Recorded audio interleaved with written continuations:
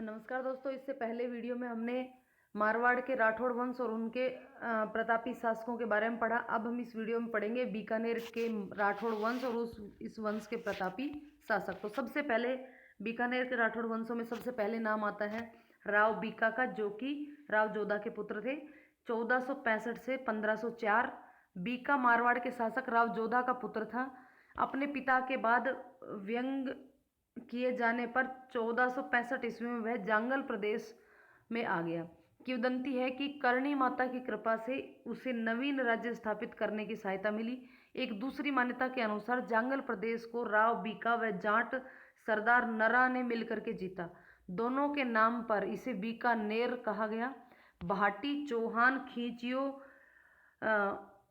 कायम खानी आदि स्थानीय शक्तियों की फूट का लाभ उठा करके उसने अनेक गांवों पर अधिकार कर लिया। पुंगल के राव शेखा की पुत्री से विवाह कर उसने अपनी स्थिति को मजबूत किया और 1488 ईस्वी में उसने बीकानेर की स्थापना की और इसे राठौड़ सत्ता का दूसरा केंद्र बनाया। इसमें देशनोक की करणी माता के मूल मंदिर का निर्माण भी करवाया। तो बीकानेर की स्थापना भी राव बीका ने की और करणी माता का, जो बीकानेर में देशनोक में करणी माता का मूल मंदिर है, उसका निर्माण भी राव बीका ने करवाया। नेक्स्ट है राव लुणकरण। तो राव लुणकरण राव बीका का छोटा पुत्र था। उसने नागौर के शासक मोहम्मद खां को हराया और 1526 में डोसी के युद्ध में नारनौल के नवाब अबी मीरा से लड़ता हुआ मारा गया। बिठू सूजा ने अपने ग्रंथ राव जैतसी रोछंद में इसे कलयुग का करण कहा। तो कलयुग का करण किसे कहा गया है? राव लुणकरण को। कर्मचंद्र वंशोत्कीर्तिन काव्यम नामक ग्रंथ में इसकी दानशीलता की तुलना कर्ण से की गई है। लुणकरणसर झील का निर्माण भी इससे स्वीकार किया जाता है। निर्माता भी इसे ही स्वीकार किया जाता है, यानी कि राव लुणकरण जो थे वो राव बीका के छोटे पुत्र थे और नागौर के शासक मोहम्मद खां को हरा करके 1526 में डोसी के युद्ध में, हरियाणा में जो अभी नारनौल के पास पड़ता है डोसी, तो डोसी के युद्ध में नारनौल के नवाब अबी मीरा से लड़ता हुआ ये मारा गया था। और कहा जाता है कि ये जो राव लुणकरण था ये अपनी दानशीलता के कारण प्रसिद्ध था और इसकी तुलना जो है कर्ण के साथ की जाती है। महाभारत का जो कर्ण था, और इसे कलयुग का कर्ण कहा जाता है। कलयुग का कर्ण कहा जाता है। और लुणकरण सर जो झील है उसका निर्माण भी राव लुणकरण ने करवाया था।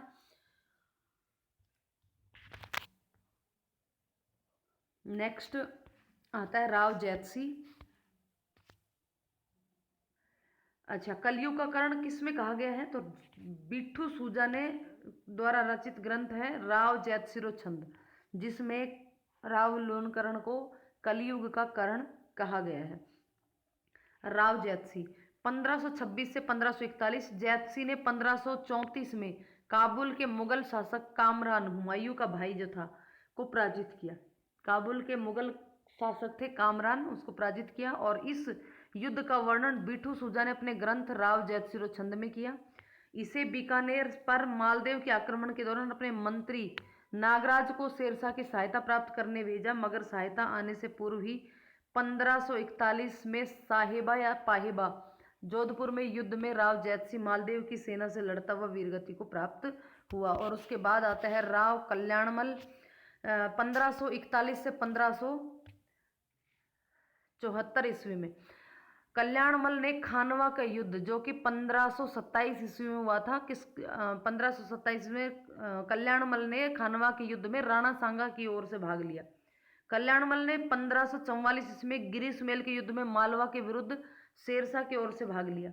इसने भटनेर के किले पर अधिकार किया और 1570 ईस्वी में जो अकबर ने नागौर दरबार लगवाया उसमें उपस्थित होकर के मुगल अधीनता स्वीकार कर ली। कल्याणमल मुगल अधीनता स्वीकार करने वाला पहला राठौड़ शासक था। तो यहाँ पर भी प्रश्न बनता है कि मुगल अधीनता स्वीकार करने वाला पहला राठौड़ शासक कौन था? तो वह था कल्याणमल, राव कल्याणमल। राव कल्याणमल के दो पुत्र थे, राय सिंह और पृथ्वीराज। राय सिंह को अकबर ने 1572 में जोधपुर का प्रशासक नियुक्त किया। वहीं उसका दूसरा पुत्र पृथ्वीराज जो था वो अकबर का दरबारी कवि था। यानी कि कल्याणमल के दो पुत्र थे, तो एक पुत्र को तो जोधपुर का शासक बनाया और दूसरा जो था वो अकबर के दरबार में क्या था, कवि था, जिसने बेली किशन रुक्मणीरी नामक ग्रंथ की रचना की। बेली किशन रुक्मणीरी, इस ग्रंथ की रचना किसने की? बेली किशन रुक्मणीरी इस ग्रंथ की रचना की दरबारी कवि किसके? अकबर के दरबारी कवि पृथ्वीराज ने, जो कि कल्याणमल के पुत्र थे। नेक्स्ट है राव राय सिंह। 1570 में अकबर के नागौर दरबार के समय मुगल सेना में सम्मिलित हुआ राव राय सिंह। इसने अकबर के गुजरात अभियान और कंधार अभियान में अपनी वीरता दिखाई। अकबर ने 1572 में इसे जोधपुर का प्रशासक नियुक्त किया। देखिए, ये जो राय सिंह था ये कल्याणमल का ही पुत्र था। और कल्याणमल कौन था?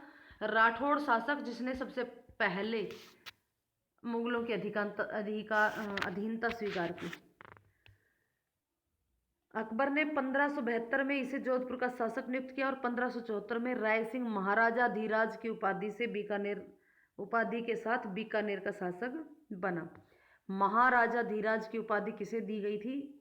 राव राय सिंह को। राव राय सिंह ने बीकानेर के जूनागढ़ दुर्ग का निर्माण किया। तो जूनागढ़ दुर्ग का निर्माण किसने किया? तो यहाँ आएगा राव राय सिंह ने। तथा किले के दरवाजे पर जयमल पत्ता के पाषाण मूर्तियां लगवाई। किले के भीतर उसने एक प्रशस्ति लिखवाई जिसे राय सिंह प्रशस्ति कहा जाता है।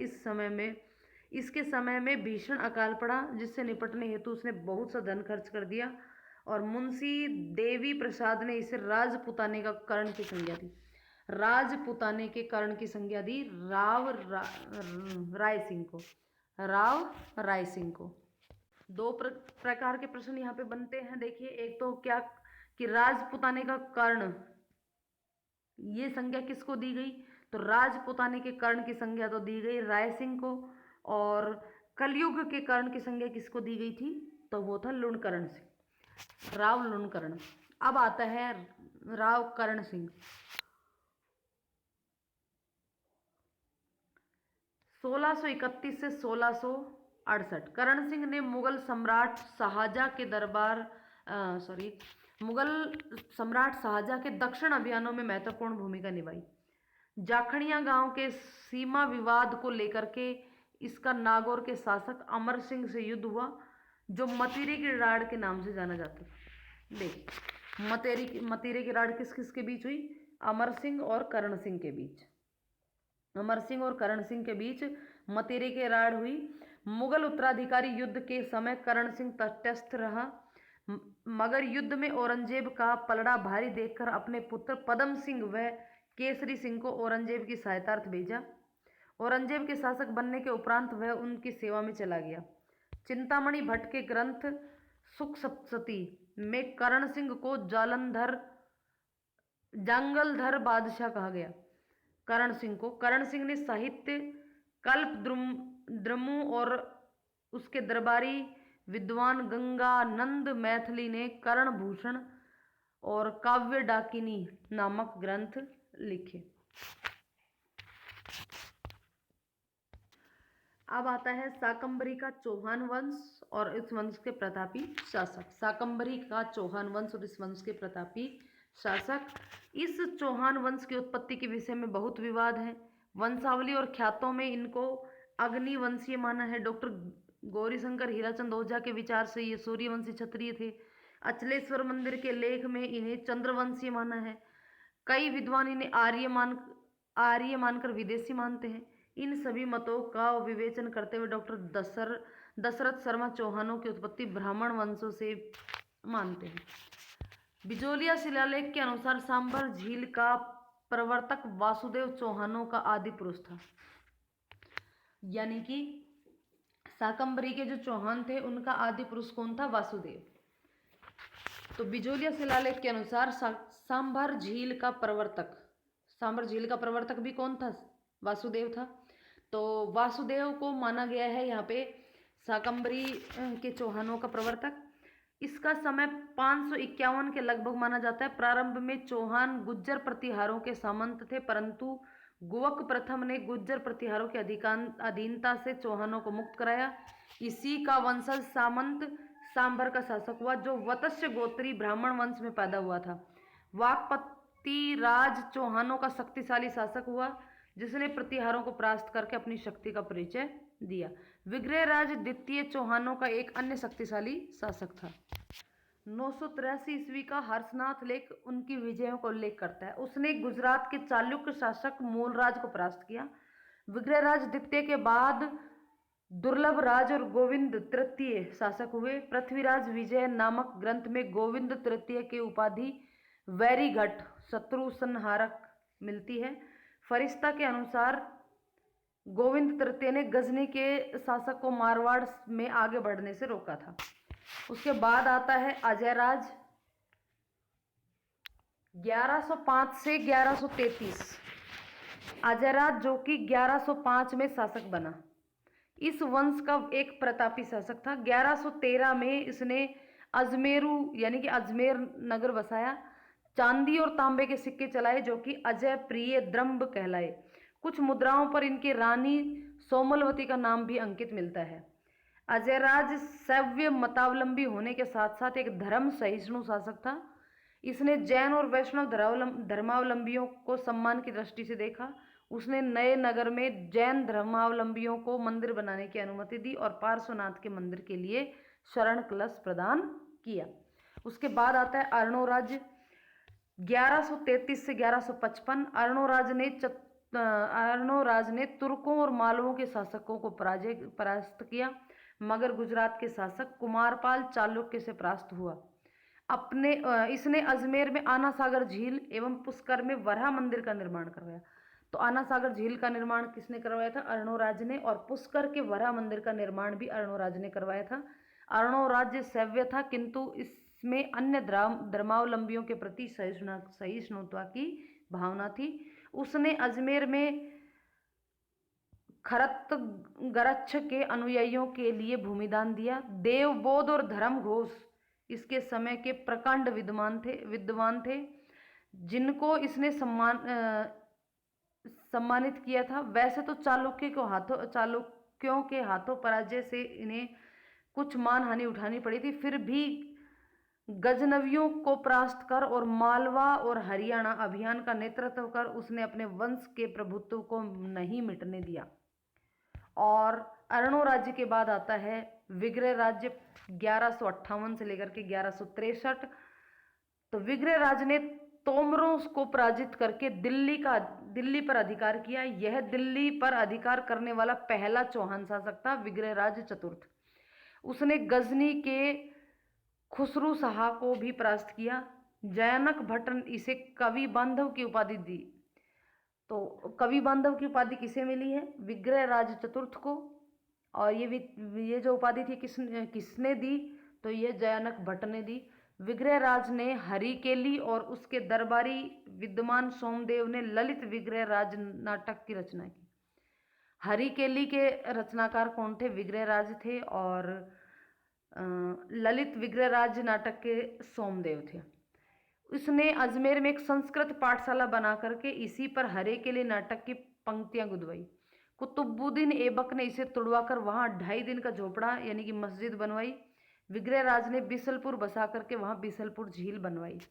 तो विग्रह राज चतुर्थ ने ही क्या किया था? एक संस्कृत पाठशाला बनवा करके उस पर हरिकेली नाटक की पंक्तियां खुदवाई थी, और उसको तोड़ करके कुतुबुद्दीन ऐबक ने वहां पर 2.5 दिन का झोपड़ा यानी कि एक मस्जिद बनवाई। विग्रह राज चतुर्थ ने ही बिसलपुर बसा करके बिसलपुर झील का निर्माण करवाया। विग्रह राज चतुर्थ के मूल्यांकन में डॉक्टर दशरथ शर्मा लिखते हैं कि उनकी महत्ता निर्विवाद है, क्योंकि एक सेनाध्यक्ष के साथ साथ वह एक विजेता, साहित्य का संरक्षक, अच्छा कवि और सूझबूझ वाला निर्माता था। पृथ्वीराज विजय के लेखक लिखते हैं कि जब विग्रहराज की मृत्यु हो गई तब कवि बांधव की उपाधि निरर्थक हो गई, क्योंकि इस उपाधि को धारण करने की किसी में क्षमता नहीं थी। सोमदेव तो विग्रह राज्य को वीरों से भी नहीं वरन विद्वानों में भी अग्रणी मानती थे। ये केवल उनकी मिथ्या प्रशंसा नहीं थी, हरिकेली नाटक से उनकी योग्यता आंकी जा सकती है। किलहोर्न ने भी उसकी विद्वता से प्रशंसा करते हुए स्वीकार किया कि वह इन हिंदुओं शासकों में से एक व्यक्ति था जो कालिदास व भवभूति की होड़ कर सकता था। विग्रह राज का समय सपाल दक्ष का स्वर्ण काल था। तो सपाल दक्ष का स्वर्ण काल कौन से शासक के काल को कहा जाता है? तो विग्रह राज चतुर्थ के काल को। उसके बाद आता है पृथ्वीराज तृतीय 1177 से लेकर के 1192।